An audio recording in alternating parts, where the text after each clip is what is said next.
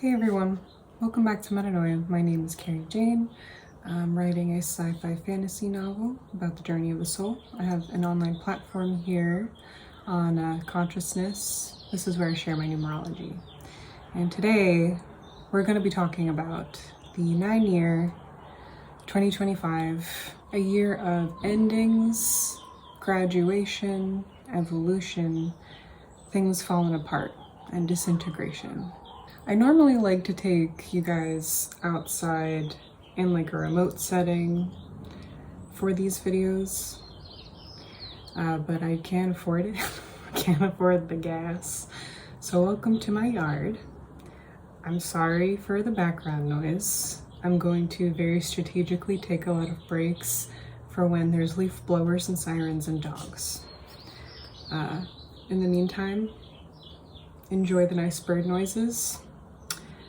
It's early, so they have a lot to say, so I appreciate that. At least at minimum you get little bird ambiance while we talk about the last step in the 9-year cycle for the world. I've been kind of dragging my feet in a lot of things, one of which is filming this video, and I'm filming it during the 9-month, the October before 2025. And so I'm feeling the beginning stages of this year while I'm talking about it with you guys. And this is my personal year and personal month number, so it's very much aligned.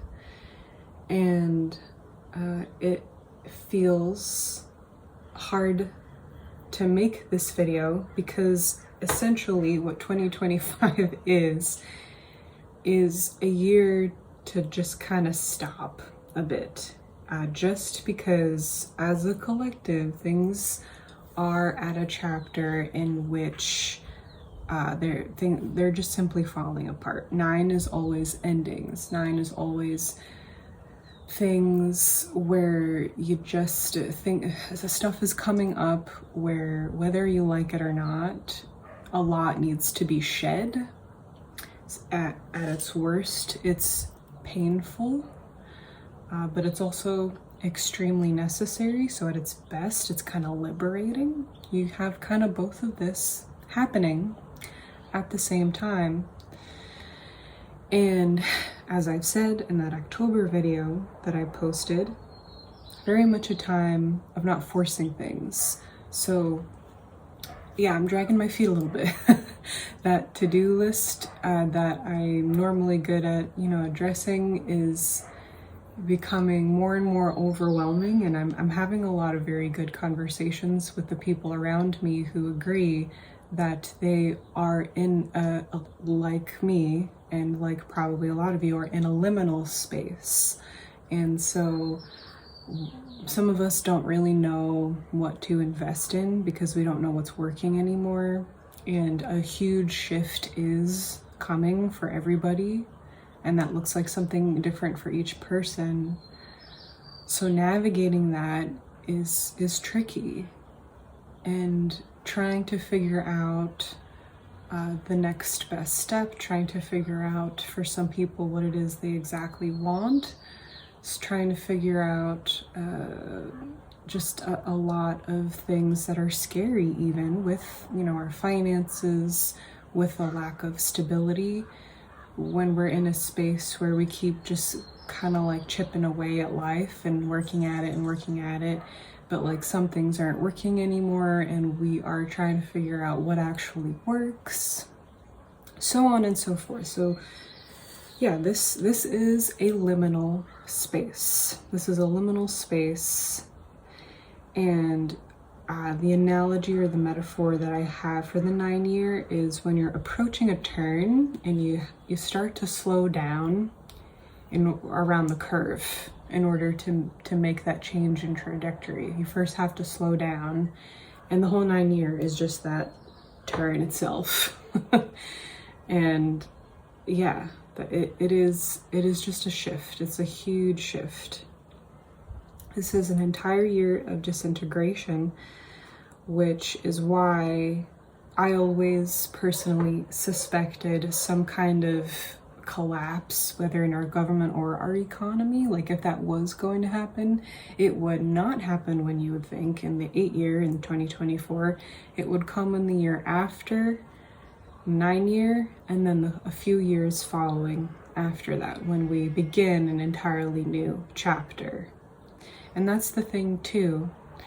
Whatever comes at the end of 2025, wherever we find ourselves at the end of this, it's going to look very different for the collective. It will not be the same. Things will not be as it were. How so? Hard to tell. But yeah, I have been saying this for a long time, and I have suspected that if some event was going to happen, it would probably be during 2025. That shakes everything up, and then things just simply can't remain unchanged. And we just have an entire year of the disintegration, and you don't even really know what the other side of that is. It's just this thing happens, and then we're all contending with it, and that's it. And the future is always changing. That's why I do not like prediction readings, and I have participated in prediction readings and talks, because I think regardless of what I just said, it's still useful. It's still good to talk about this kind of stuff.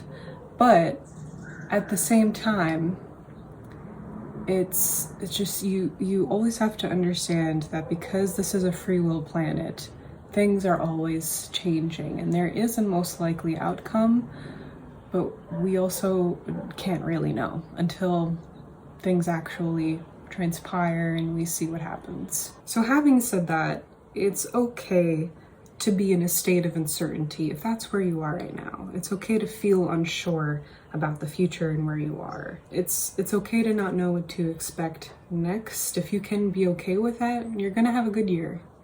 The motto for this year, 2025, is don't panic. This is from my favorite sci-fi book, The Ultimate Hitchhiker's Guide to the Galaxy. If you watch the movie, this is completely different. The movie is like inspired by the book, if you ask me. So yeah, read this book after reading Metanoia, of course, for 2025. What we're gonna do is we're not gonna panic. There is such a deep utility to surrender in light of Free Fall, the post again that I shared in October.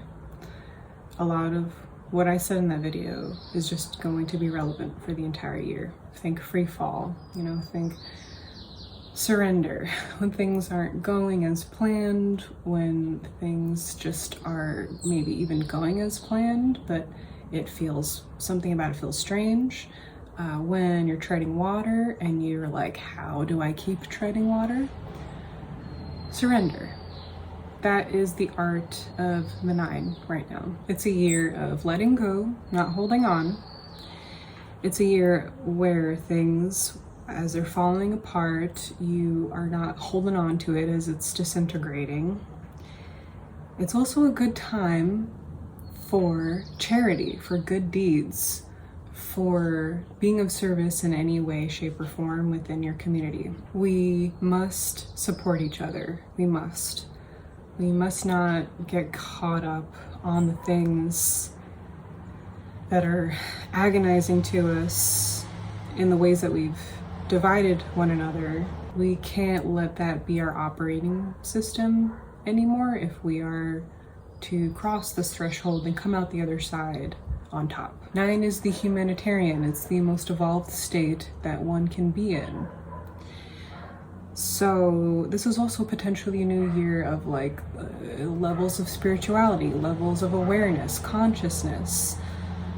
This is a good time to, read books along the line of that, whether it's self-help or, some kind of deeper philosophy. And I've been sharing that kind of material on here recently, as well as my Substack. And right now I'm going to start reading the Tao of Physics, which was a recommendation to me on a post I wrote called What is Nothing, a philosophical post. And I'm looking forward to diving into that, you know, these next couple of months. Hopefully I'm not too much of a slow reader and I get on top of that. But you know, these are just things to consider. Definitely a time to get back into your meditative practice if you have anything like that. Remember that learning is unlearning. That is the letting go part. Most of learning is unlearning. If you are really going to fully integrate a new concept into yourself, usually it takes, you know, letting something go, whether it's a piece of your ego or something that you thought to be true, and you self-correct. We're going to self-correct this year. And most of all, whatever you can do to stay present. If the past is consuming you, if the future is consuming you, bring it back to now. This is all that we have right now. And it's easier said than done. And I will be navigating that change. And as I've said before, not forcing things to happen, coming to terms with circumstance, and accepting that the right thing could find me. I don't actually know that, but I don't know if it's not going to happen either. And for me personally, it kind of feels like things are very stop and go at the same time. There's been a lot of really small wins for me, and yet there's also been nothing that I can rely on in my life, truly. You know, I've been making progress with us, you know, writing, and things are going well with that. The subscriber count is steadily increasing. Each time I get a little more nervous because I'm like, oh God, I gotta write, and I gotta write well now. And you know, one of my posts is going to be a guest post on another publication. That's interesting. I've been meeting new people and just kind of spread a little bit thin over all kinds of things that I'm looking forward to. But at the same time, nothing has really taken root because I don't really have roots in anything right now. And that is, again, not because of anything I've done. That's just how things have transpired. And it's okay to kind of be adrift. In fact, that's sometimes personally a very peaceful experience, at least to me, where you're not tied down to anything specific and yet you know where you have been and you know where you are, and you might not know where you're going, but you know where you don't want to go anymore, and you know what's worth your energy and what's not anymore, and so you don't have to struggle so much, if that makes any sense. So here is to surrender, the utility of passivity. And I hope, if you're new here especially, that you're here with me along with it. Thank you so much for, you know, embarking on the 9-year journey with me. Let me know how you're feeling right now, what you have to look forward to in the next year, what you feel accomplished in over the last year, so that I can take the temperature and know, you know, what's going on. And as always, yeah, thank you so much for all of your support, and stay tuned for more videos. See you all soon. Take care.